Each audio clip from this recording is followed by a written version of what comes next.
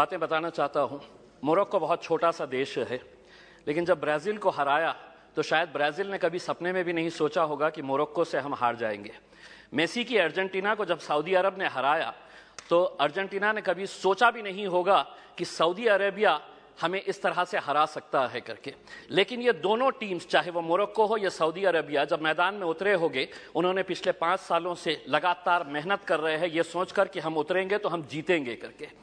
हमें 135 करोड़ की आबादी वाले देश के अंदर हम लोग क्या कर रहे थे उस वक्त? हम टेलीविजन के सामने बैठे हुए थे और हम ताली बजा रहे थे। खिलाड़ी कोई और था मैदान के अंदर, लेकिन हम खुश हो रहे थे कि देखिए कितना अच्छा गेम हो रहा है करके। उसमें हमें अफसोस इस बात का होना चाहिए कि 135 करोड़ की आबादी वाले देश के अंदर हमने 11 फुटबॉल खिलाड़ियों को तैयार नहीं किया।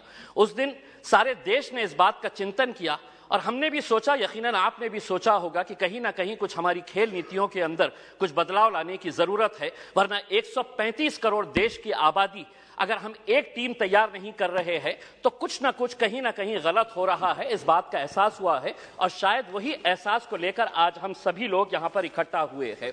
मंत्री जी, मैं आपसे पूछना चाहता हूं, यूएस और चाइना ऐसा क्या कर रहा है कि उनके खिलाड़ी मैदान के अंदर उतरते हैं? कोई भी इंटरनेशनल इवेंट जब ऑर्गेनाइज होता है तो उनके खिलाड़ी गोल्ड ऐसे ही हंसते हंसते लेकर चले जाते हैं। हम एक गोल्ड अगर लेके आ जाते हैं तो पूरा देश सेलिब्रेट करता है, बल्कि प्राइम मिनिस्टर ले लीजिएगा, पूरे मिनिस्टर्स ले लीजिएगा, पूरे चीफ मिनिस्टर्स उसका जश्न मनाते हैं, जबकि हमारे पास पोटेंशियल इससे ज्यादा है। कहीं ना कहीं हम कुछ ऐसा नहीं कर पा रहे हैं वो कर रहे हैं करके। वो क्या कर रहे हैं? तो वो बचपन से ही अपने खिलाड़ियों को आइडेंटिफाई कर रहे हैं, कौन हमारा खिलाड़ी कौन से खेल के अंदर है, और उसके बाद पूरी जिम्मेदारी उनके स्पोर्ट्स एसोसिएशन, फेडरेशन और वहां की सरकार उठा रही है।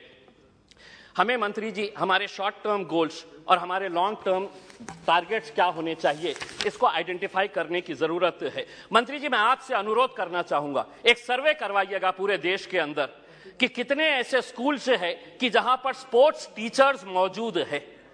पूरे देश के अंदर, चाहे वो प्राइवेट स्कूल्स हो या गवर्नमेंट स्कूल्स है, स्पोर्ट्स टीचर्स कितने स्कूल्स के अंदर है। एक सर्वे करवाइएगा कि कितने स्कूल्स के अंदर प्लेग्राउंड्स मौजूद है। एक सर्वे करवाइएगा कि अगर ग्राउंड मौजूद है तो स्कूल के अंदर क्या एक फुटबॉल है, एक क्रिकेट का किट है, एक रेसलिंग का मैट है, क्या वहां पर बास्केटबॉल के लिए कोई सुविधा है। एक सर्वे करवा लीजिएगा पूरे देश के प्राइवेट, और तब आपको पता चलेगा कि हम लोग अगर खेलों के अंदर पीछे है तो इसकी वजह क्या है।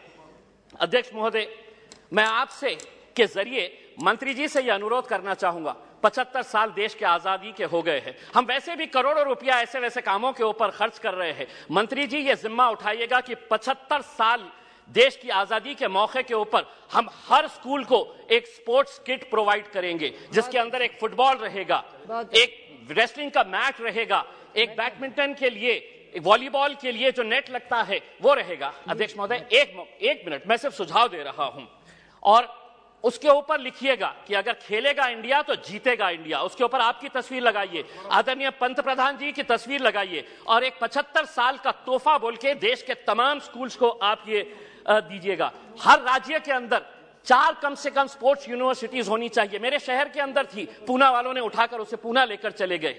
हम जमीन ढूंढते रह गए और उन्होंने कहा कि नहीं, हम पूना लेकर चले जाएंगे। 4 स्पोर्ट्स यूनिवर्सिटी, जिसका फोकस एरिया यही होना चाहिए, sports education, sports management, sports science, sports research और स्पोर्ट्स न्यूट्रिशन। मैं मंत्री जी आपको बताना चाहता हूं, औरंगाबाद के अंदर एक स्पोर्ट्स अथॉरिटी ऑफ इंडिया का साई का एक्सीलेंसी सेंटर है।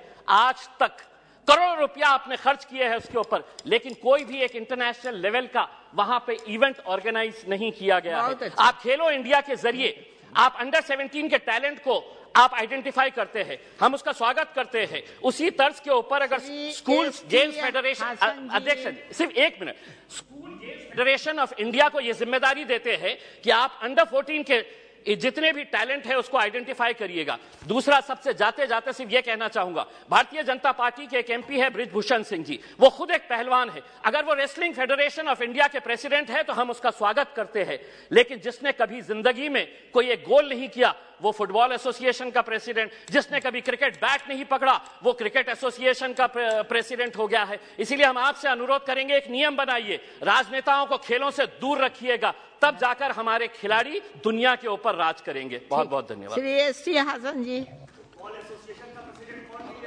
बहुत बहुत